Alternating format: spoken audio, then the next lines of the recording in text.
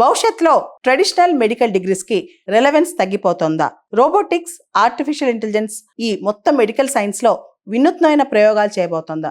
మనం చూస్తే గనక ఇప్పటికే రోబోటిక్స్ కావచ్చు, ఏఐ కావచ్చు, ఇదంతా కూడా డయాగ్నోసిస్, ట్రీట్మెంట్ ప్లానింగ్, అదేవిధంగా ప్రెసిషన్ సర్జరీస్ వీటన్నిటిలో కూడా ఎంటర్ అయిపోయాయి. ఇప్పటికే మన ఐ సర్జరీస్ మనం చూస్తే లాసిక్ ఐ సర్జరీస్, ఏదైతే లేజర్తో ఐ సర్జరీస్ ఉన్నాయో అవన్నీ రోబోస్ చేసేస్తున్నాయి అనమాట.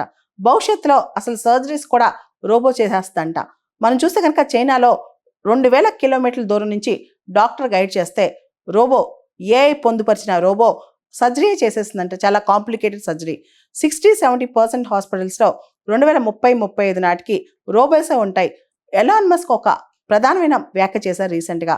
ఆయన ప్రకారం భవిష్యత్తులో డాక్టర్స్కి రెలవెన్స్ తగ్గుద్దంట రోబోస్ వచ్చేసిన తర్వాత, ఏఐ వచ్చేసిన తర్వాత. అయితే ఎవరైతే డాక్టర్స్ ఏఐని, ఆర్టిఫిషియల్ ఇంటెలిజెన్స్ని కమాండ్ చేయడం నేర్చుకుంటారో, ఎవరైతే డాక్టర్స్ రోబోస్ కూడా కమాండ్స్ ఇవ్వగలరో వాళ్ళు మాత్రమే ఇన్నోవేటర్స్గా మిగిలిపోతారు. రెగ్యులర్గా చిన్న చిన్న సర్జరీస్ అన్నీ కూడా ఆర్టిఫిషియల్ ఇంటెలిజెన్స్ రోబోసే చేస్తాయి.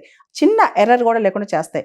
అయితే రోబోస్కి క్రియేటివిటీ, ఎంపతి, హ్యూమన్ టచ్ అస్సలు ఉండదు కాబట్టి, హ్యూమన్ జడ్జిమెంట్ కూడా ఉండదు కాబట్టి డాక్టర్స్ని పూర్తి స్థాయిలో రోబోస్ రీప్లేస్ చేయలేవు. కానీ డాక్టర్స్కి సప్లిమెంట్ చేయగలవు, అసిస్ట్ చేయగలవు.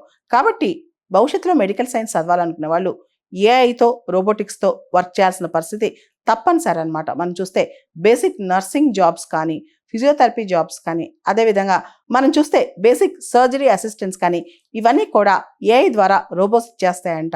ఆల్రెడీ టెస్లా వాళ్ళు హ్యూమనాయిడ్ రోబోస్ తయారు చేశారనమాట.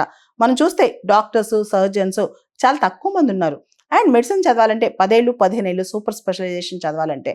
అయితే ఇవన్నీ కూడా మెడిసిన్లో అడ్వాన్స్మెంట్ వచ్చేసరికి ఇంకా ఎక్కువ చదువుకుంటూ వెళ్ళిపోవాలి. అదే ఏఐ రోబోస్ వచ్చేసినాయి అనుకోండి, ఈజీగా పెద్ద పెద్ద మెడికల్ ట్రీట్మెంట్స్ కూడా అవి అసిస్ట్ చేయగలవు. కాంప్లెక్స్ సర్జరీస్ కూడా డాక్టర్స్ యొక్క సపోర్ట్తో చేసేయగలవంట. సో టెస్లా వాళ్ళు తయారు చేసిన ఆప్టిమస్ హ్యూమనాయిడ్ రోబోసే ఇవన్నీ రీప్లేస్ చేయబోతున్నాయని చెప్పి ఇలాన్ మస్క్ అభిప్రాయపడ్డారు. అది టెస్లా వాళ్ళు తయారు చేసినా, ఎవరు తయారు చేసినా భవిష్యత్తులో మాత్రం మెడికల్ ఫీల్డ్లో ఎక్కువగా రోబోస్ వచ్చే అవకాశం మాత్రం కనిపిస్తోంది. ఇప్పుడు అమెరికన్ ప్రెసిడెంట్కి ఎలాంటి క్వాలిటేటివ్ హెల్త్ కేర్ దొరుకుతుందో అంతకంటే మంచి నాణ్యమైన హెల్త్ కేర్ కామన్ మ్యాన్ కూడా వచ్చే 5-10 సంవత్సరాలు దొరికేస్తంట.